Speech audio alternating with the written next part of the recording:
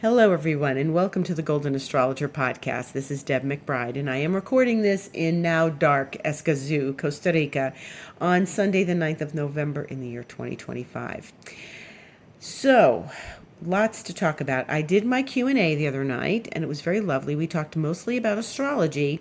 And if you are interested in obtaining the Q&A and seeing if maybe one of your questions was answered, we talked a lot about Neptune and where Neptune is and why things are the way they are, and Neptune's big cycle and all. But if you are interested, you can write to me, info@thegoldanastrologer.com or deb@debmcbride.com, and you can get it for $25 because that's what it costs to attend. And I welcome you to do that. But also, you should know that I am going to be talking about next year. This is 2026, the Rebellion of Fire and Air, and it will be on Tuesday of December 2nd. Tuesday, December 2nd, 7 p.m. Eastern Time. And if you are interested in that, it's only $55. You can go to my website, thegoldanastrologer.com, and sign up for that. And it is under the book online category. So you'll sort through the appointments, which you can also book, astrology, Reiki, and everything. And then you can also book under the events, which is the Rebellion of Fire and Air. It's also on my blog page, which is called Astrologer's Thoughts. So the link directly to there is on my blog page, on the last blog that I wrote. And you can also write to me at the same email and get the information. I can send you the link. I actually did 4 lectures this week. I did one last Sunday for Internations. I did one on Monday for my alchemy group. I did the Q&A on Wednesday, and then I met with my New Vision group and talked about the Reiki that I do, the 5D Lemurian Reiki, and that went very well and very lovely, and people were interested, and it was a lot of fun. So that was great. In the meantime, we've got some retrograde action happening here. So the first thing is that on Friday, Uranus went back into Taurus, and I mentioned this last week. It went at 9:22 p.m. Eastern Time, and this is yet another outer planet at the end of a sign, changing signs back and forth. So it left Gemini, where it's been since mid this year, and then it stepped back into Taurus. So it's at 29 Taurus. And it's going to be here till it goes back into Gemini at the end of April. And then it goes into Gemini for the next 7 years. So a lot's happened with the last years since 2018 when Uranus went into Taurus. And this has been an interesting time. You know, Uranus shakes things up wherever it goes. And Taurus doesn't like to be shaken up. Taurus likes comfort. Taurus likes to be in, the security zone. Taurus likes its creature comforts, its home coziness, its good, yummy food on the table, all its comfort food on the table, the mashed potatoes, the spaghetti, all the meatloaf, all of it. And Taurus loves that, they have money in the bank, that they have a roof over their head, that they have a cozy, warm blanket, that they have all the good, yummy things. And so what this is doing is it's creating an entirely different vibe because Uranus throws that into a tailspin. So if your life has been disrupted, if your financial life has been disrupted, if your comfort life and your comfort zone and your security has been disrupted, yes, this is Uranus being in Taurus. Now, we've got more months of this. It's quite a bit. And I really feel like if we are going to understand this and get what we're supposed to get from it, we have to pay attention between now and the end of April and really dig in and understand that something has to be let go of, something in the security zone, something that has been a security for us for a long time is no longer working or needs at least some adjustments. I mean, maybe you just moved into your house and you don't want to sell it. Maybe you have to change jobs. It depends on where Uranus is falling in your astrological chart. Now, if Uranus is falling somewhere in, an angular house, that would be the 1st, the 4th, the 7th, or the 10th, then you're probably going to feel this very strongly, because angular houses are generally stronger than the rest of the houses. And so it forces us, especially if it goes over an angle in the angular house, to really shift and change things. Uranus brings different things than what's been in that house before. And so it asks us to look at our lives and make different choices, make different arrangements, create a different environment, work with the energy of Uranus, which is innovative, which is everything else that you don't know. It's asking you to think outside the box. And so now Uranus is back in Taurus, and it's, before it goes into Gemini and we get a double boost of the information age, we have to make the adjustments needed in the house that contains Taurus. And again, Taurus is the most fixed of all the fixed signs. It's the earthiest of all the earth signs, and it does not like change. And if it allows change, it's like incremental, why should I change this? But it's perfectly fine the way it is. But then Uranus shows you where it's not perfectly fine, where the holes in the foundation are. And Taurus is about foundation. So Uranus is letting us see that. Now, when something goes to the end of the sign, like right now it's at 29 degrees Taurus, it's at what we call the anaretic degree. And I always think of that degree as the concentrated juice of that sign. The concentrated, like, boiled down juice of that sign. So now we've got it down. All the water's been removed, and it's the concentrate. It's the coffee at the bottom of the pot after it's been sitting on the burner for a little while. It's when you boil the broth down to its essence, okay? Something's boiled down to its essence at that anaretic degree, and it's the juiciest part of the sign, and it's the end, and it's before we say so long. And Uranus hasn't been in Gemini, and it'll be, the last time when it left Gemini was like 1949, right? So it's the 84-year cycle of Uranus. And people alive today have experienced Uranus and Gemini, and there are people alive today who were born with Uranus and Gemini. And so it's not like Neptune, 165 years, we've never experienced this before. But many people on the planet have not experienced Uranus and Gemini because many people were born after 1949.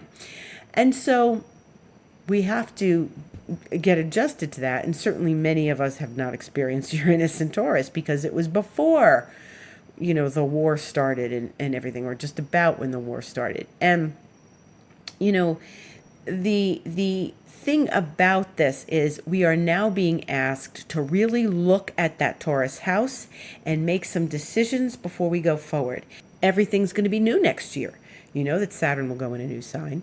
You know that Neptune will go in a new sign. And now Uranus is going in a new sign. And so what that means for you depends on your chart and what it looks like, which I encourage you to either come to my lecture on December 2nd, or at least come to me for a personal private reading, and we'll look at what this means for you.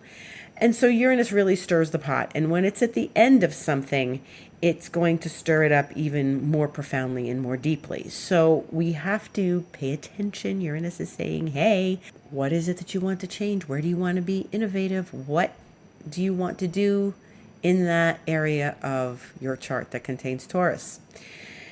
And we're going to see things change in the financial world, the banking world. There'll probably be some rock and roll before Uranus leaves and then goes into Gemini. So, meanwhile, Mercury has gone retrograde, and that was at 2:02 p.m. Eastern Time today. And it will be retrograde until the 29th of November, which is on Thanksgiving weekend if you celebrate Thanksgiving in your region of the world. That's a special weekend because Saturn will go direct also that weekend. So that's a double whammy weekend, okay? But that's weeks away, so we'll talk about it then. Mercury went retrograde at 6 degrees of Sagittarius. Where did we hear that before? We heard that last December. Okay, so this is an interesting dynamic. Last December, Mercury was retrograde, or it went retrograde in November and sorted itself out in December. And when it went direct mid-December last year, 15th, 16th of December, depending on where you are, it was at 6 degrees Sagittarius. So it was retrograde later in Sag, came back to the middle of Sag, went back to 6 degrees and turned around and went direct. And now it's picked up the retrograde at 6 degrees Sagittarius and is going to go back into Scorpio, not today, not tomorrow, but in the coming days and weeks, and it'll go back in Scorpio, and that's where it will go direct. But this is something that is picking up the story from last December. So I already felt it. I already felt it. The story, where were we in December of last year, mid-December, 10 days or so before Christmas? Where were you? What was going on for you? And what did it feel like? Because I feel like this is continuing a story or picking up a thread of a story since last December. And that's really important because I thought that was a particularly powerful Mercury retrograde. And it was powerful also because Mars had gone retrograde on the 6th of December. And that was at like 6 degrees Leo. So they were trining one another. But that was a strong time. That was a very strong time, and there was a strong signature in that moment. And so this is something we want to pay attention to. Again, pay attention. I'm saying this a lot tonight. Pay attention to that experience of having Mercury going retrograde in this degree that it left off last December. So it's continuing a story or reflecting back or asking us to look again at the matters that we were contending with last year. What did you dredge up from your unconscious last year? What in the area of knowledge and wisdom, and that's Sagittarian keywords, did you discover at that time? And what's sort of shaking things up now? You know, Mercury doesn't go retrograde in a vacuum. There's other things going on. And so also, it's interesting that Uranus went back into Taurus is backwards, and then Uranus is going to keep going backwards, and then Mercury joined it backwards, and then when it goes direct, Saturn's going direct. So it's sort of bracketed by these planets that are moving in the same direction at the same time. Like when Mercury's ready to go direct, Saturn's going to be going direct. So what does this tell you about your life right now? And Mercury is in Sag, so that's about travel, that's about long distances, it's about education, it's about wisdom and higher knowledge, it's about learning, it's about philosophy. What do you believe in? It's about how you were raised philosophically, if you were raised philosophically at all. Did your parents believe in something? Was it strict? Was it not? Was it loose? Was it nothing? Was it something big and deep? And did it affect you? And did it give you something that you use in your life every day, or did it make you rebel? So it's always about that sign that we're in, okay? Like I just explained Taurus, and now we're talking about Sagittarius, which is very different from Taurus. But Sagittarius is really something where we want some freedom. We want expansiveness. It's Jupiter's sign. And so Sagittarius is asking us to be really free and open and spontaneous. And so are you having a little trouble with being spontaneous? Because Mercury's stopping there. Mercury is making an indecision, perhaps, about spontaneousness, or maybe because Mercury's making an indecision, it doesn't feel spontaneous at all. It feels like you're overthinking it. Here's a funny story. Last time Mercury went retrograde, Mercury retrograde, the truth comes out and things get sorted out. And when we sort things out during Mercury retrograde, maybe you have to go fix something with the Municipalidad de Escazú. Maybe you have to go to the bank and sort something out. Maybe you got something in the mail that says, oh, this is messed up. We need other piece of information from you. So I was having a problem earlier this year where the captions on my Instagram were showing up in German. Okay, I set them on English, and I was looking at them on my page, and they were in German. And not only were they in German, I was scrolling through it. I saw them in German, then I sort of ignored it, and then I came back, and they were still in German, and I was trying to fix it, and it didn't work because it was still coming up in German. But then I started to spend some time with it and look at it, and see that it not only was in German, but if I scrolled back far enough, it was in French. So this is, when I make a video or something, the captions below were not in English as I set them to, and I turned it off, I turned it back on, I made it back in English. It was German, it was French, I found Spanish, then I saw it in Japanese, and then one very curly Q language that I determined was the Thai language of Siamese. And I just said, I just don't understand this. And so I was asking my friends, is this showing up in Siamese for you? Is it in German for you? And they're saying, no, it's in English. And everybody's saying, no, it's in English. And I'm like, okay, then it's my phone and it's my Instagram doing this to me, only me. And this would only happen to me. And despite my efforts to sort it out through, flipping off and on the subtitles and the language and everything, it was still coming up in strange languages. So I sort of gave up.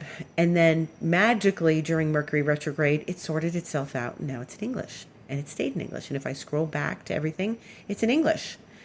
And I don't know how that happened. It just sorted itself out. And so that was the magical component of Mercury retrograde, okay? So I just thought I'd say that was particularly hilarious. Don't know why it happened, don't know how it happened, but it sorted itself out, and I don't know how that happened either. The magic of Mercury retrograde. So this week on Tuesday, Jupiter is going retrograde. And so Jupiter's in the sign of Cancer where it is exalted. But Jupiter, as I just mentioned, is the ruling planet of Sagittarius. So now what we have going on is that Mercury is in Jupiter's sign, and Mercury's gone retrograde in Jupiter's sign, and now Jupiter is going retrograde. So something about travel, freedom, awareness, consciousness, openness, education, philosophy, belief systems, all of this is getting stirred up right now.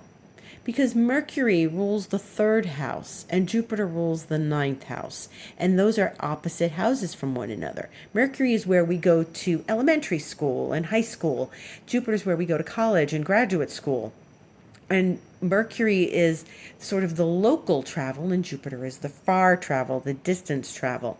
So all of this they're talking to each other, even though they're not aspecting each other in the zodiac chart right now. They're not aspecting one another, but they are speaking a similar language right now.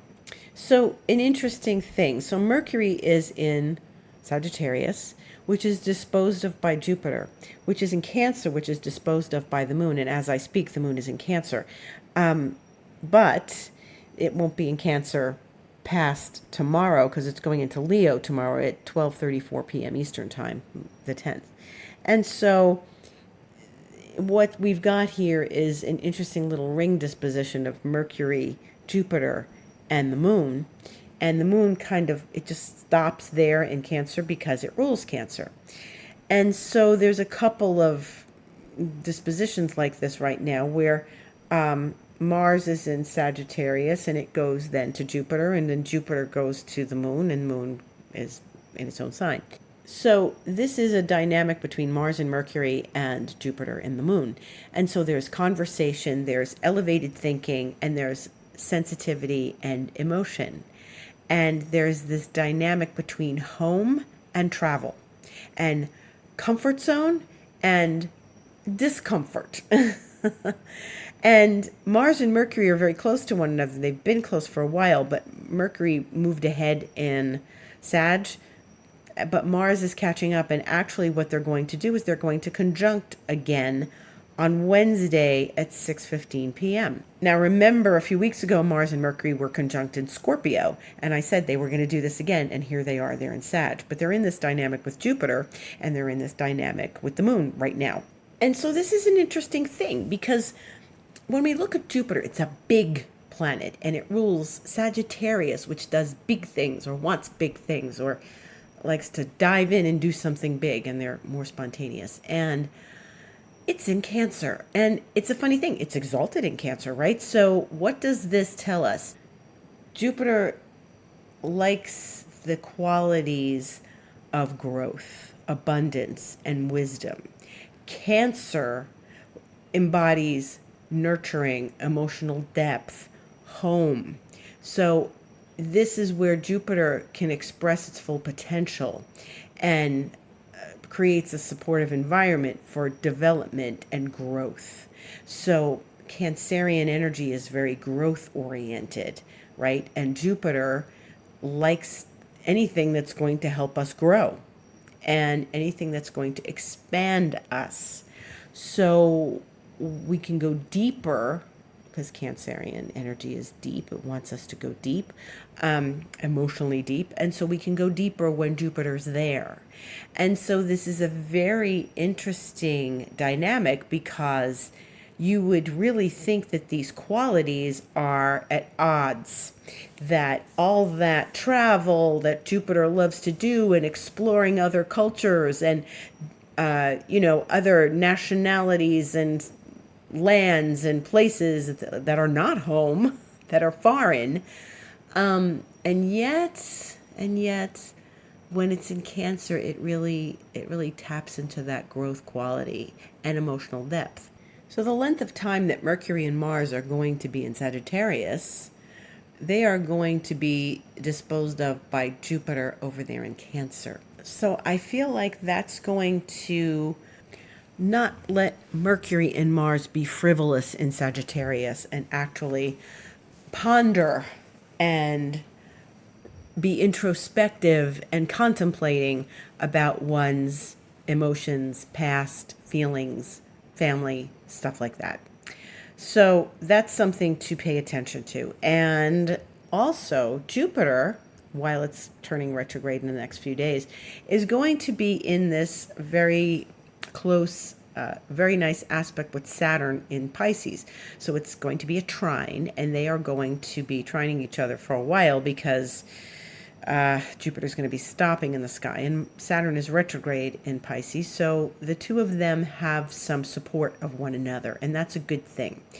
And hopefully what this is going to do is that Jupiter, in its abundance and its generosity and blessings, is going to really support that Saturn-Neptune arrangement at the end of Pisces and say, hey, look, we're moving forward. Yes, we're touching on the moments of the past, and especially with Neptune, at the end of Pisces, it's been there for 12 years. Really, we want to sort of tie up this old business and really look at things and move forward. And so perhaps this is Jupiter's way of supporting us in the wind down of these two planets at the end of Pisces that are ending a very big cycle together, a very big cycle. Okay. So I like that Jupiter is in this relationship with Saturn. It kind of keeps Saturn out of our face. It keeps Saturn out of trouble, and it keeps us out of trouble with Saturn. And, Jupiter's there saying, don't worry, I got your back. And remember that Saturn and Jupiter were in a dynamic at the end of 2020. Remember, they were conjunct throughout a lot of 2020, but exactly conjunct at the beginning of Aquarius at the end of around December 21st, 2020. And now they're talking to each other. We're still in that cycle. See, that Saturn-Jupiter conjunction takes 20 years. And so the 2020 will then turn into 2040. And so in the meantime, when they talk to each other, it's after this cycle beginning back in 2020. So they were squaring each other last year, and now they're trining each other. And so what information does this have for us, thinking about 2020 and what started at the end of 2020, not all during 2020, but really the end? And how do we look at those moments that we had, and how do they sort of become okay for us right now as Jupiter and Saturn are agreeable? They started a big wheel turning at that point. And now how are we looking at them being agreeable with one another, sort of waving at each other from across the room and being in a very good place with one another? So we think back to the end of 2020 and we say, well, what happened then? And what was really the moment of back then? What stood out for you in that moment? I know what stood out for me in that moment. But they are now talking very nicely to each other. So there's not this rough dynamic where one is trying to outdo the other, where one is trying to be abundant and the other one is contracting, and one is expanding and the other one is saying no, we can't do that. And so they're an interesting pair, and one kind of can't exist without the other.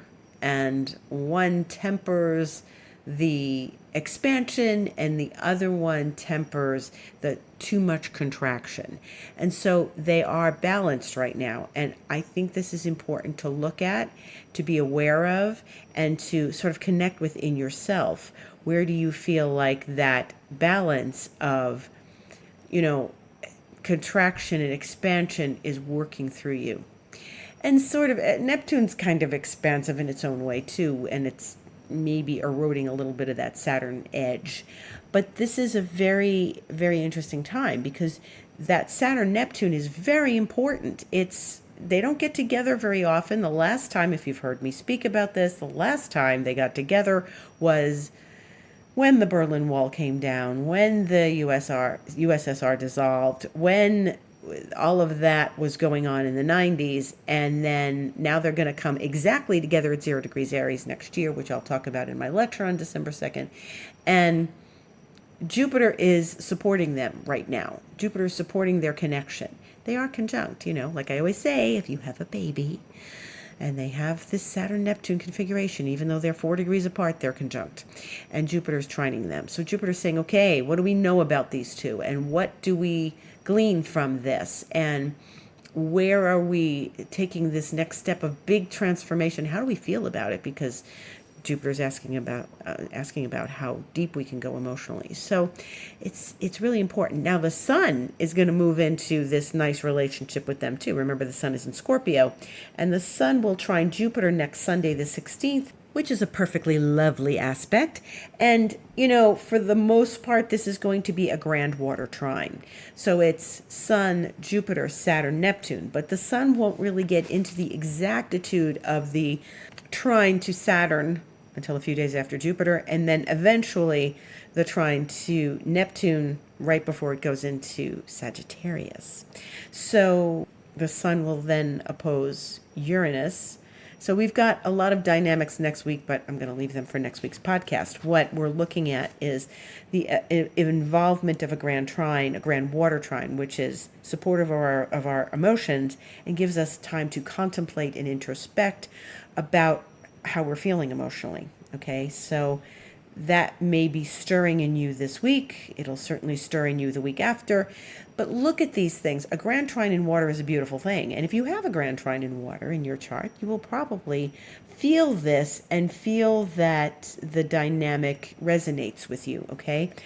I think it's important. I think it's really important to acknowledge this because Sun and Jupiter don't do this very often, this Sun-Jupiter trine.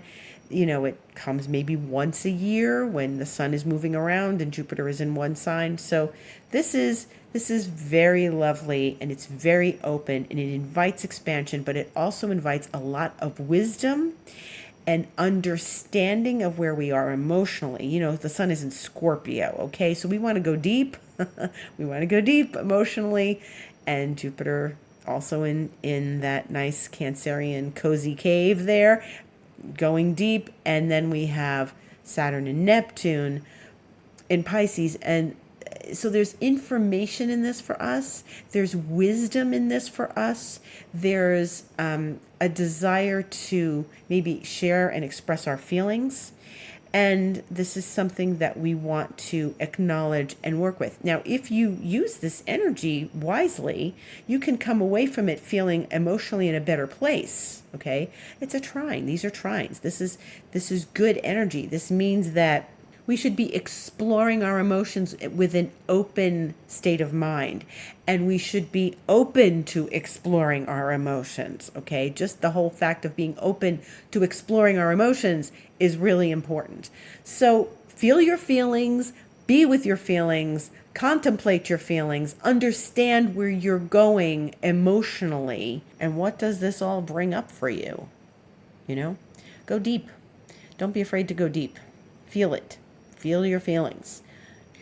And if you're listening to this on Sunday night, you can probably go outside and see the moon and Jupiter conjunct in the sky. If you have a clear night, which we rarely do here. So so go out there. If you can see the moon and Jupiter, that would be a beautiful thing because they are conjunct in the sign of Cancer. And if you would like to learn more about where this affects you in your astrological chart, then I invite you to book a session with me. And you can do that by going to my website, thegoldenastrologer.com, and clicking book online and booking yourself into my schedule. I am giving this lecture in a few weeks. I really recommend listening to it. I recommend coming. If you can't make it, purchase it and watch it later. There's a lot going on in the early part of next year, and we're changing signs. Everything's changing. And so this was, if you saw my lecture last year, it was the liminal labyrinth, and that's because we had to navigate, and we're still navigating, through the sign changes that these planets are bringing us. And we're in this in-between place. So we're not finished with the journeys that we've been through in these last bunch of years. And these have been long journeys. One of them started in 2012. Another one started in 2018. Another one started in 2023. This is really a lot of changing of the guard, moving into something new. And if you're wondering why you feel stuck and why life doesn't feel like it's progressing as you wish it would, or as you are putting in the effort for it to do, then this is part of the situation. And I highly recommend taking advantage of this lecture and also coming to see me and finding out what's going on for you and how this is going to affect you. You can book a Reiki session with me also, which is lovely, beautiful energy. You can study Reiki with me. I do 3 levels of Reiki. It's a wonderful system. If you'd like to learn more about it, you can write to me at thegoldenastrologer.com, info@thegoldenastrologer.com, deb@debmcbride.com. And if you want to work with me longer term through this whole transition, then I suggest you sign up for expansion mentoring, and you can ask me what that involves and how we go about doing that. And I invite you to write to me about those things as well. Have a beautiful week. Hang in there during this Mercury retrograde, which is always topsy-turvy. Think about last December. Feel into your feelings. And I will see you this week on Instagram, The Golden Astrologer, and on my podcast next Sunday. Have a beautiful week. Thank you for listening. Gratitude to everyone.